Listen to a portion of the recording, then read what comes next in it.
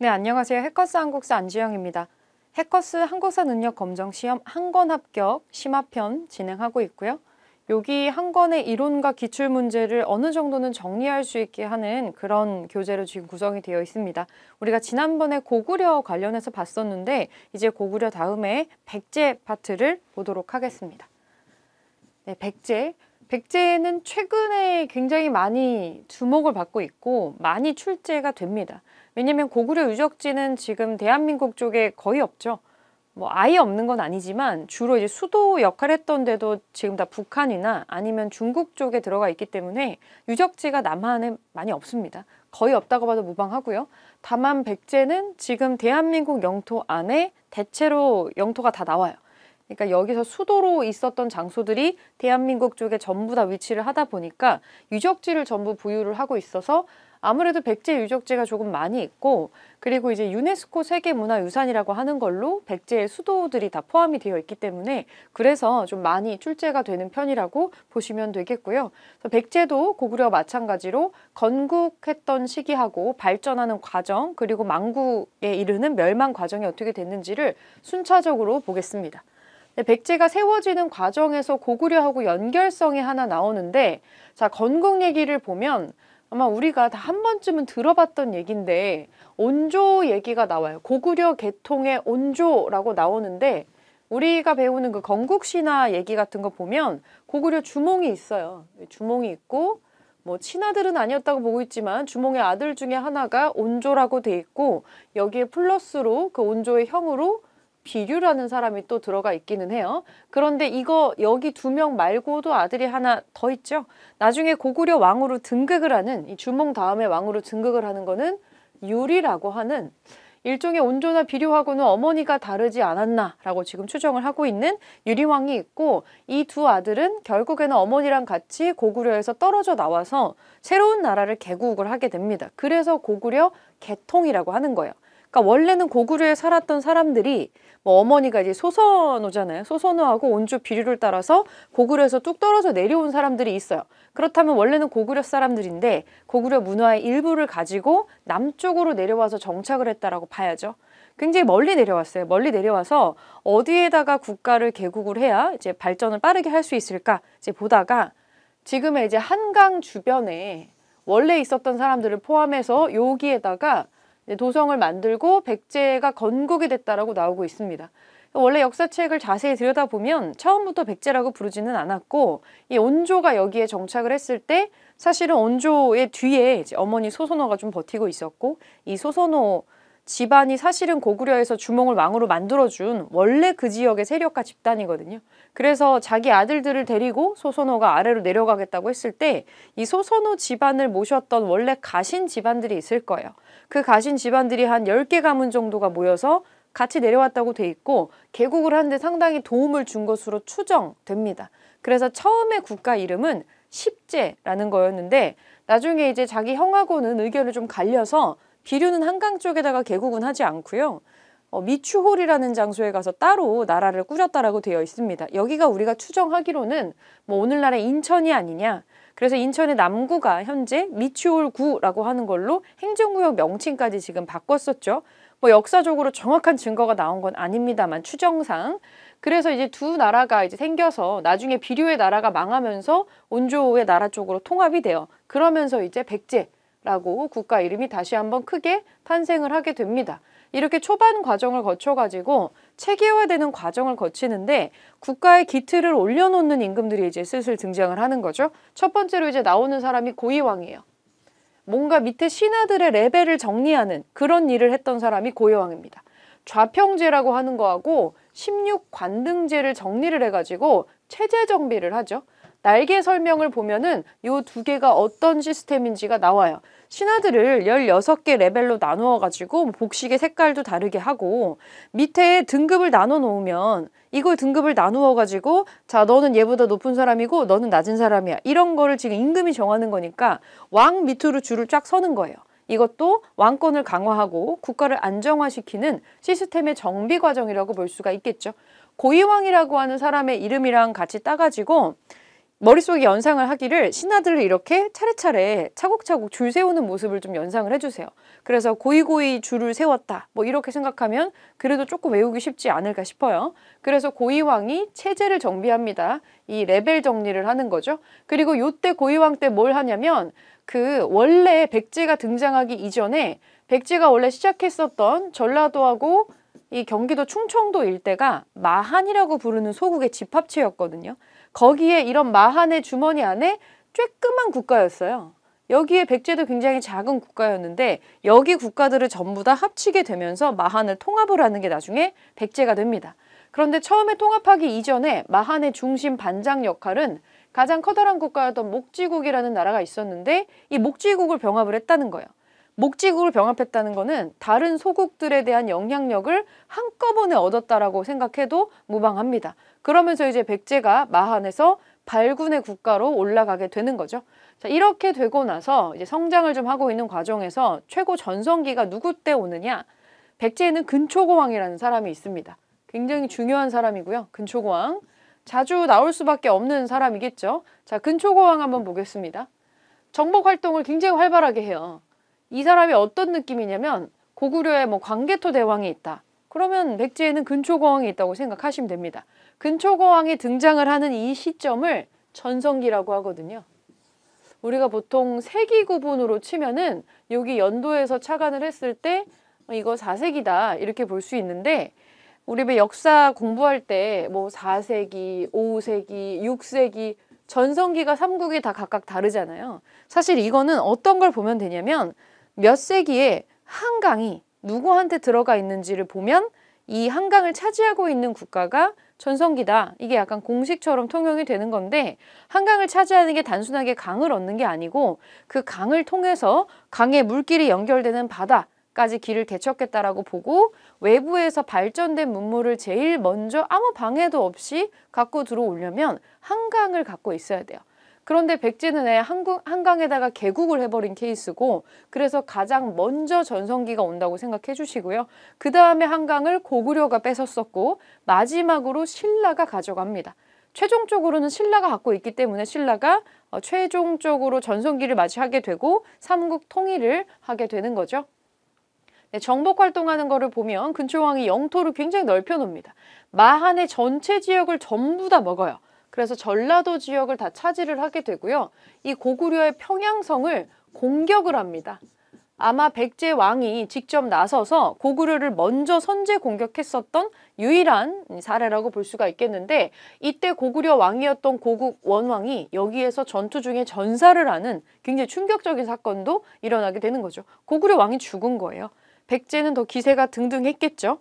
이때 백제는 상당히 글로벌하고 굉장히 내부적으로 결속을 많이 다지는 그런 시기였어요. 대외 교류도 되게 풍부하게 하고요. 중국 쪽의 동진이란 나라하고 교류를 또 하면서 그리고 요소나 산둥, 일본의 규슈까지 엄청나게 진출을 합니다. 그래서 보통 백제를 얘기할 때 한류의 원조다 이런 얘기를 막 하기도 해요. 그리고 이렇게 전성기가 될 때 공통적인 특징이 뭐냐면 가장 잘 나갈 때 역사책을 작성을 하려고 하거든요. 그래서 박사 고홍이라고 하는 똑똑한 사람을 시켜가지고 백제의 역사서인 서기라는 거를 근초고왕이 편찬을 하게 했다. 요거 좀 기억해 주시면 좋을 것 같고 이 근초고왕 다음에 바로 이제 침류왕이라는 사람이 등장을 해가지고 자 동진이랑 교류하잖아요. 동진에서 스님이 옵니다. 인도 출신의 승려 마라난타가 와가지고 불교가 드디어 백제에 들어오게 되고요. 이거를 수용을 하고 국가의 종교로 인정을 해주게 됩니다. 고대 국가가 되려면 필수 조건 중에 하나가 불교를 받아들이고 이걸 국가가 공인을 해줘야 돼요. 그 단계를 지금 백제도 겪고 있다라고 보시면 돼요. 그런데 이런 백제에 언제 위기가 오냐면 이제 4세기가 최고 전성기였다가 5세기로 넘어가는 시점에 여기에서 이 고구려도 지금 이 고국 원왕이 죽고 나서 소수리 왕이 나와서 이거 다 수습하고 그리고 나서 광개토 대왕이라는 엄청난 사람 등장하고 그 사람의 아들인 장수왕 때까지 연결돼가지고 굉장한 전성기를 맞이하게 되거든요. 그게 고구려의 전성기라고 하는 거는 백제의 위기입니다. 두 개가 동시에 두 나라가 전성기를 맞이하지는 않아요. 힘겨루기라고 하는 레벨의 밸런스가 있기 때문에 자 백제의 위기. 비유왕이라는 왕 때가 있어요. 이때 고구려 장수왕이 남쪽으로 가볼까 하면서 쭉쭉쭉 남쪽으로 내려올 때예요. 남진 정책이라고 하는 거 남쪽으로 진출하는 건데 그냥 우리 남쪽으로 갈 거야 이렇게만 하는 게 아니고 국내성이라는 다소 백제에서 굉장히 먼 곳에 떨어진 곳에 고구려의 수도가 있다가 수도를 남쪽으로 옮기는 거죠. 평양으로 장수왕이 천도를 하는 거죠. 굉장히 가깝게 한반도 안으로 쑥 들어옵니다. 그러니까 백제 입장에서는 엄청 부담스러운 거예요. 지금 당장 고구려 이길 수가 없는데 남쪽으로 지금 들어와 버리니까 그래서 밑에 옆에 있었던 신라하고 야 지금 고구려 막 내려오는데 우리 둘이 힘을 합쳐야 될 것 같지 않아? 하고 동맹을 맺어요. 신라하고 동맹을 체결하는 것을 이 글자를 하나씩 따가지고 나제동맹이라고 합니다. 이 나제동맹을 해서 둘이 잠깐 이제 손을 잡는 거예요. 그런데 이제 계로왕 때가 되면 아마 계로왕 들어본 적 있으시겠죠? 계로왕.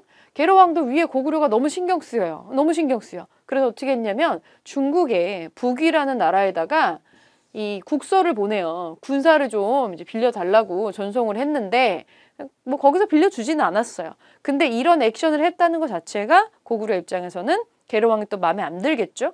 그 외국에다가 군사를 요청한 거예요. 고구려를 깨부실 군사를 좀 보내주세요. 이렇게 했지만 거기서는 이거를 이제 들어주진 않았어요. 장수왕은 오랜 준비 끝에 계로왕이 머물고 있었던 한성을 공격을 하고요. 결국에 여기를 뺐습니다. 수도를 뺏기는 거예요. 고구려 최대, 백제 최대의 위기가 되겠고 장수왕이 공격해서 뺏겼다라고 하는 게 지금 한 문장으로 나와 있지만 굉장히 치밀하게 계획을 했어요. 계로왕이라고 하는 사람의 성정과 성향과 이런 걸 파악을 해서 그 바둑을 뭐 잘 두는 도림이라는 승려를 첩자로 보냈다고 되어 있고요. 우리가 뭐 전래동화나 이런 설화에서 배웠던 것처럼 이것이 전부는 아니겠지만 어떤 사람을 보내서 고구려의 사람을 보내서 백제의 동태를 확인하고 이 백제의 뭔가 빈틈을 찾아낸 거는 맞다고 봐야죠. 그래서 계로왕 때 침략을 당하게 되고요. 고구려가 들어오게 되고 이걸 막아내지 못했습니다. 계로왕은 도망가려고 시도를 했는데 잡혀가지고 결국에는 처형을 당하게 되고 여기서 계로왕이 죽는 거예요. 만약에 계로왕이 죽을 당시에 한성에 그 백제의 왕자라든지 후계자가 있었다면 백제 역사는 여기서 끝났겠죠. 근데 뭐 불행 중 다행인 건지 그 당시에 수도에 후계자는 머물고 있지를 않았어요. 바깥쪽에 있었는데 이 소식을 듣고 나서는 당연히 한성으로 오면 안 되겠죠. 한성으로 오지 않고 그 아래쪽에 있는 웅진, 공주 지역으로 갑니다. 계로왕이 죽고 나서 한성이 완전히 함락이 되고 나서는 공주로 수도를 옮기는 것을 문주왕이 단행을 하는 거예요. 그래서 이거는 공주로 이사를 간 거는 백제가 원해서 간 게 아니고 서울에 잘 살았던 좋은 집을 뺏기고 나서 허겁지겁 이사를 간 거예요. 당연히 공주, 웅진 이 지역의 영토가 그렇게 크지 않을 것이고 여기에 임금이 머물렀다는 웅진 성이나 이런 성터 같은 데 가보면 그렇게 넓지 않아요. 이거 임시로 이제 내려와서 살았던 거니까. 그리고 여기 있었던 시기 자체가 그렇게 길지도 않습니다. 뭐 한 70년 정도? 그 정도 된다고 보시면 되겠네요. 집이 망했다고 마냥 계속 망해 있을 수는 없잖아요. 다시 일으키려는 시도를 해야겠죠. 중흥이라고 하는 거는 다시 부흥시킨다 이런 뜻입니다. 백제를 다시 부흥시키기 위해서 여러 가지 수를 쓰죠. 임금들의 어떤 역할은 뭐냐면 이제 나에게 주어진 그런 롤이라는 건 뭐냐면 다시 백제의 전성기를 되찾는 거. 그거를 위해서 여러 가지로 노력을 하게 되는데 일단 동성왕 때 뭘 하냐면은 혼자서는 힘드니까 신라하고 또 이제 손을 잡는 거예요. 고구려 혼자 상대할 수 없으니까. 근데 동맹이 견고해지려면 자 우리 약속 이렇게 하는 것보다는 피로 맺어지는 게 제일 확실하겠죠. 그래서 왕자 공주하고 결혼시키는 거예요. 결혼 동맹을 맺습니다. 결혼 동맹을 맺고 나제 동맹 이미 한번 맺었지만 더 단단하게 만드는 거죠. 그래서 왕이 신라 귀족의 딸을 부인으로 또 맞아들여가지고 결혼 동맹을 견고하게 맺습니다. 자, 이때쯤에 백제에서는 뛰어난 임금이 한 명 출연을 해요. 바로 무령왕인데 아마 여러분 공주 놀러 가보시면은 거의 모든 게 이 무령왕이랑 연결이 막 돼 있거든요. 무령왕 캐릭터, 무령왕 동상 막 많이 되어 있는데 이 무령왕이 다 쓰러져 죽어가던 백제에 아주 체계적으로 심폐소생을 한 그런 사람이다. 이렇게 생각하셔도 될 것 같고 지금 정부가 국가가 망해가지고 수도를 500년 수도를 버리고 공주로 지금 도망을 쳐왔으면 다른 지역에 있었던 백제의 국가들이나 백제의 왕족들이 혹은 귀족들 그 왕실을 되게 업신여기겠죠. 업신여기다기보다 별로 그렇게 신뢰를 갖지 않겠죠. 도망을 쳐서 내려왔으니까. 그래서 그런 것들을 조금 더 다져 올리기 위해서 지방에 대한 어떤 지배권을 다시 넓히기 위해서 22담로라는 거를 두고 여기다가 내가 믿을 만한 사람 파견해가지고 돌보게 하는 거예요. 내가 믿을 만한 사람이라는 건 뭐 사실상 핏줄이죠. 그래서 왕족들을 구석구석 파견을 해가지고 지방에 대한 통제력을 올리면서 우리 지금 비록 공주 이 지역에 와 있지만은 죽지 않았어. 다시 일어날 거야. 라고 하는 거를 어필을 좀 많이 하는 거죠. 그리고 중국의 남조 지역의 양나라하고 상당히 돈독하게 지낸 특징 같은 걸 볼 수가 있습니다.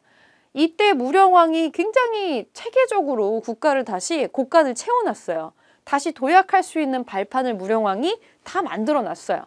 지금 공주 지역에서 1970년대에 이 무령왕과 왕비의 무덤이 거의 그대로 발견이 되면서 그쪽에 유명한 역사 관광지가 되었고 여기 이 무령왕의 무덤을 중심으로 집중적으로 공주의 유네스코 유적지가 형성이 되어 있는 거죠. 요건 꼭 기억을 해주셔야 되고요.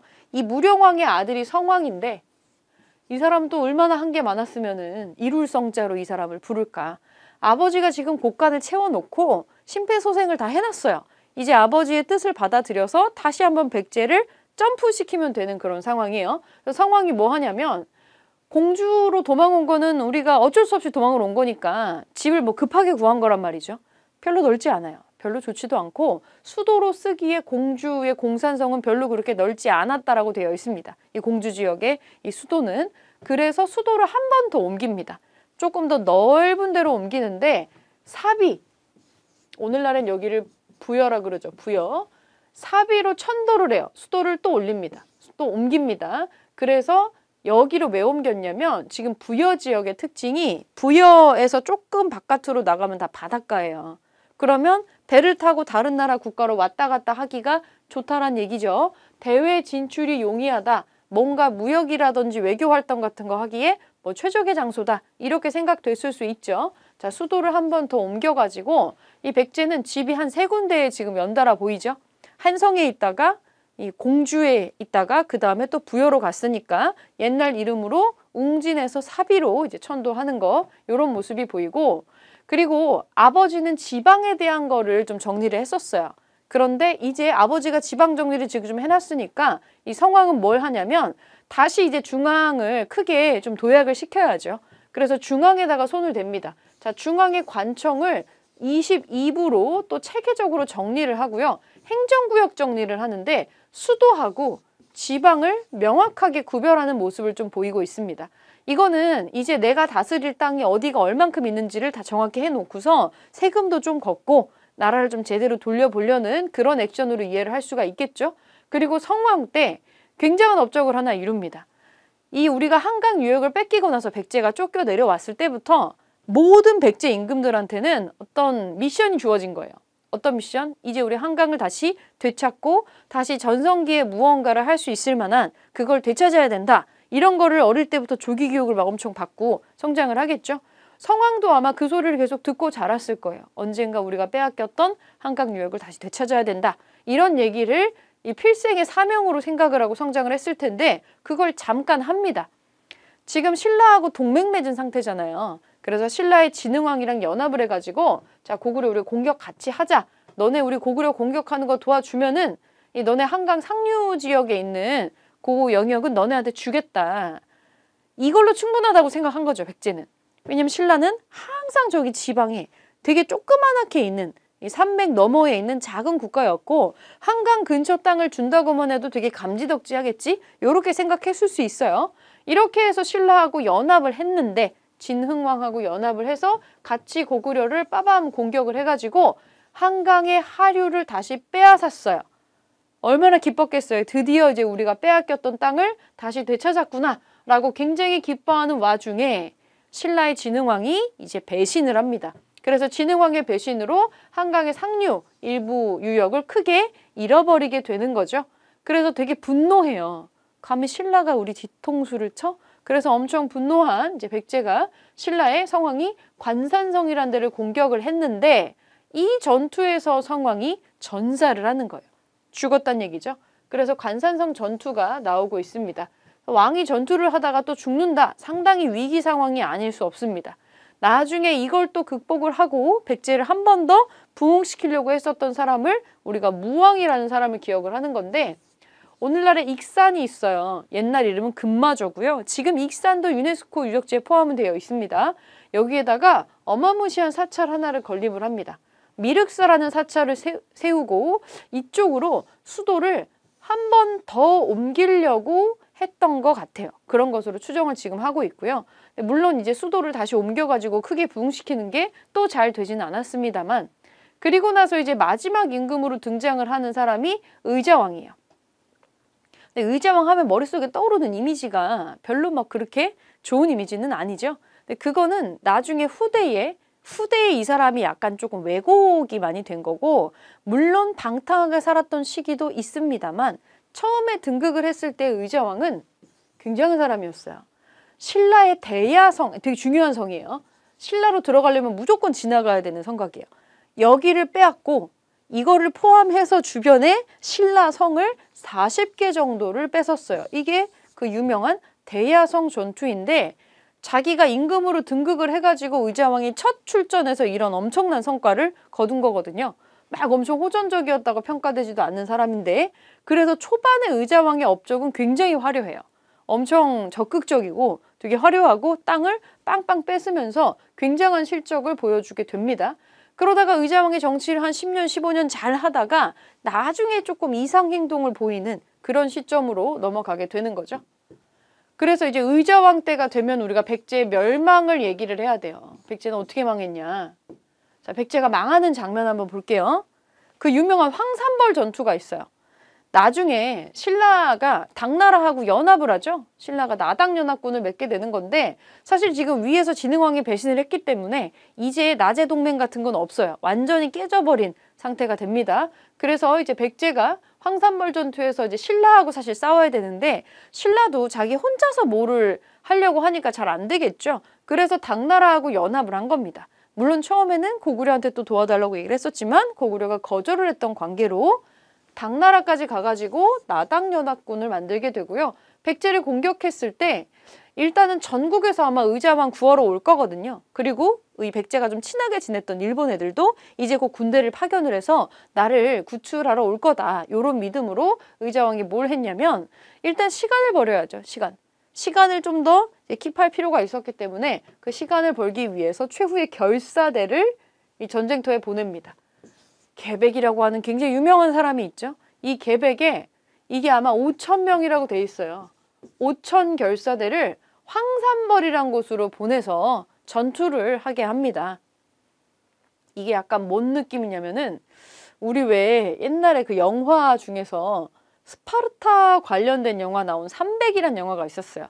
300명 가지고 스파르타의 레오니다스 왕이 엄청 좁은 협곡에서 이 300명의 정예병을 데리고 거기서 엄청나게 많은 숫자의 군대에, 페르시아 군대에 맞서가지고 싸운다. 거기서 버틸 만큼 버티다가 전멸한다 라고 하는 전설의 사건을 소재로 만든 영화였는데, 뭐 거의 비슷하다고 보시면 돼요. 여기 계백의 결사대는 5,000 결사대인데 5,000명 데리고 나간 거예요. 5,000 결사대가 나당연합군을 맞이를 하는데, 이 나당연합군의 군대는 한 5만이었다고 하니까 뭐 기본적으로 10배인 거죠. 일당백을 하는 사람들끼리 있었어야 되지만 전투를 4번, 5번 계속하고 나면 사람이 지치죠. 근데 이쪽은 안 지치는 사람들이 계속 보낼 수가 있는 상황이에요. 그래서 결국에 5,000 결사대는 전부 다 사망을 하게 됩니다. 신라 김유신의 군대에 결과적으로는 대패를 하게 되고요. 이 황산벌 전투에서 계백 장군이 죽으면서 마지막 방어선이 뚫리고 사비성까지 쭉쭉 치고 들어갑니다. 자, 나당연합군의 공격으로 수도 사비성이 함락이 되고 웅진에, 공주에 있었던 의자왕이 마침내 항복을 하면서 백제는 멸망을 합니다. 660년이에요. 이거를 가지고 얼마나 백제가 오래됐는가를 논해보면, 뭐 정확하게 몇 년이다 라고 지금 뽑을 수 있는 건 아니지만 뭐 한 약 700년 정도 됐다고 계산하시면 돼요. 우리가 앞서 배웠던 고구려도 한 700년 정도 유지가 됐었죠. 굉장히 오랜 시간 동안 유지가 된 거예요. 이 정도 되는 국가가 망했다고 해서 갑자기 모든 백제 사람들이 와, 우리나라 망했네 이렇게 생각하지 않는다고요. 어떻게든 이 백제를 다시 한번 부흥시켜 보려고 노력을 하겠죠. 그래서 고대 국가들의 특징이 망하고 나면 바로 망한 걸 받아들이는 게 아니라 반드시 여기에 부흥운동이라는 거를 하게 돼요. 그래서 백제의 부흥운동 어떻게 진행됐냐면 복신하고 도침이라는 사람들이 있었어요. 요 두 사람이 주류성에서 의자왕의 아들 부여풍이라는 사람을 데리고 와가지고 왕으로 만든 다음에 활발하게 이 부흥운동을 펼쳤어요. 그리고 또 하나 흑치상지라고 하는 사람이 있는데 이 사람은 임존성을 중심으로 부흥운동을 전개를 했었던 사람이고 그리고 당나라 소정방이 이끄는 군대를 격파를 했고요. 성을 무려 200개나 되찾는 등등등 굉장한 전공을 거두게 됩니다. 그리고 마지막에 백강전투인데 부흥운동이 한창 진행이 되고 있을 시점에 이 백제하고 굉장히 친밀하게 지냈던 게 이제 외나라예요. 일본인데 일본이 우리한테도 구원군을 보내요.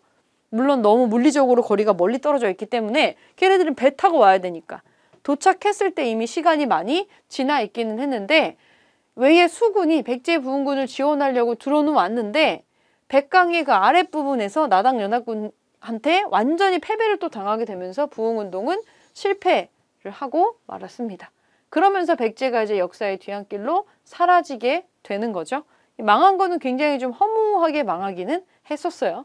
그래서 이 일련의 과정들을 여러분이 좀 머릿속에 넣어주시면 좋을 것 같고요.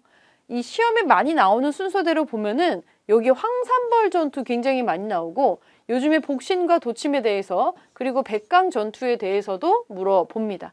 빈출 키워드가 뭐가 있는지도 꼭 한번 보고 넘어가시면 좋을 것 같아요. 그래서 밑에 짧게 문제 나온 거 하나 보면은 뭐 간단하니까 다음 설명이 맞으면 0표 틀리면 X표를 하세요. 침류왕은 내신 좌평 등 6좌평의 관제를 정비하였다. 고이고이 신하들을 레벨을 줄을 세운 거는 침류왕이 한 게 아니고 고이왕이 하는 거죠. 그래서 아니다. 자, 근초고왕은 박사 고흥에게 서기를 편찬하게 했다. 가장 전성기 시기에 그거 기록을 남긴 거죠. 이거는 맞고요. 의자왕은 금마저에서 미륵사를 창건했다. 자, 미륵사를 창건한 것으로 나오는 사람은 의자왕이 아니고 무왕입니다. 무왕. 얘는 아니네요. 자, 2번 다음 괄호 안의 내용 중 옳은 것에 0표 하세요. 계려왕은 고구려를 견제하기 위해서 중국의 북위에 국서를 보냈다. 성왕은 땡땡으로 천도하였다. 성왕은 사비로 천도를 했고요. 그리고 흑치상지라고 하는 사람이 어디에서 부흥운동을 해요? 이 사람은 임존성이라는 거를 중심으로 백제 부흥운동을 전개하는 사람입니다. 그래서 개념만 적용을 해보면 이런 식으로 문제가 나올 수도 있다. 파악을 좀 해주시고 그러면 이런 내용을 적용을 해서 실제 기출문제는 어떻게 나오는지 기출문제 풀이로 정리해 보겠습니다.